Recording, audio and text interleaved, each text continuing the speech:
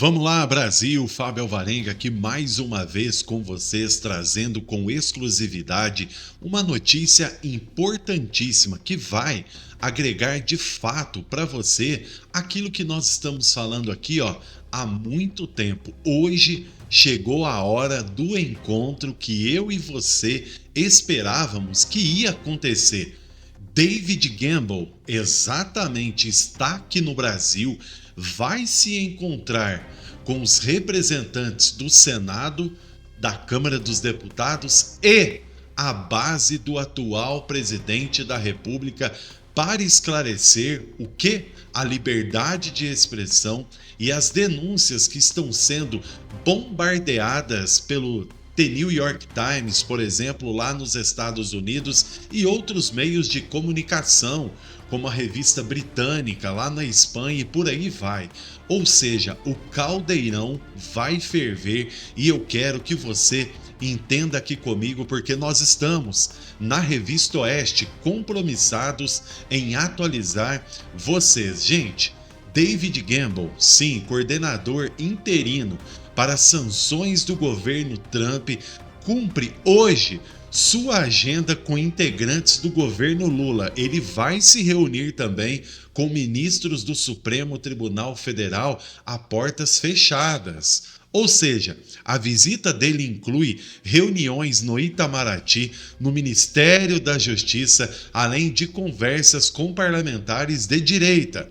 Gamble pretende ouvir autoridades brasileiras sobre temas sensíveis para a diplomacia norte-americana. Entre os assuntos em pauta está a atuação de figuras como o ministro Alexandre de Moraes, do Supremo Tribunal Federal, e o Procurador-Geral da República, o Dr. Gonê. O governo Trump avalia se decisões tomadas no Brasil, sim, gente, ferem a liberdade de expressão, especialmente no que se refere a jornalistas, comunicadores como nós e políticos conservadores. Mas é claro que entra você também, cidadão comum, que usa as redes sociais até para comentar nesse vídeo aqui, em outros canais, nas redes sociais, expressar a sua opinião, seja também através de vídeos, ou seja, o verdadeiro abacaxi hoje será descascado perante o Brasil. E eu quero ver se a imprensa covarde vai divulgar esses representantes dos poderes sendo interrogado por um representante que está aqui no Brasil amando, gente, do Trump.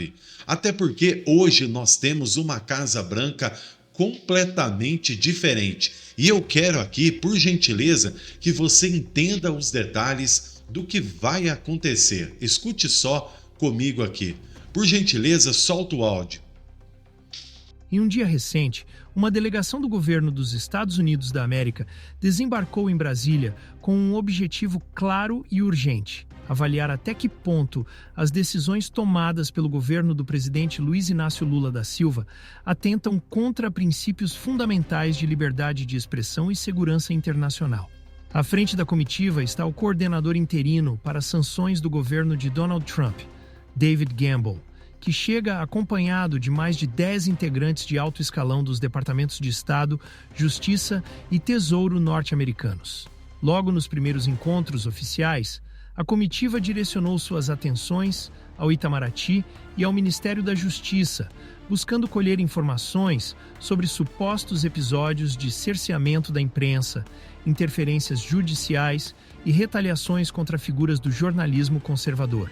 Na pauta, despontam temas de extrema sensibilidade para a diplomacia estadunidense, como a atuação do ministro Alexandre de Moraes, do Supremo Tribunal Federal e do Procurador-Geral da República, Paulo Gonê.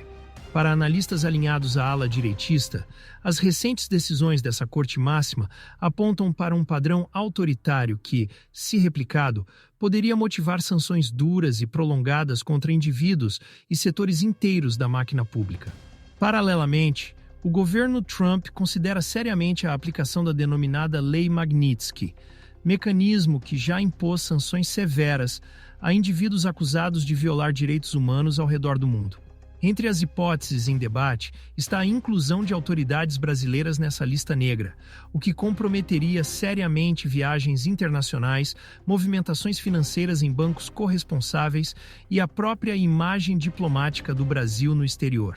Trata-se de uma medida drástica, mas que, nas palavras de especialistas consultados, reflete a determinação de Washington em punir violações de liberdades básicas. Outra vertente explorada pelos assessores de Gamble envolve o projeto de lei, traduzido como Lei Nada de Censores em Nossas Terras, que propõe impedir a entrada em território norte-americano de autoridades acusadas de cercear a liberdade de imprensa.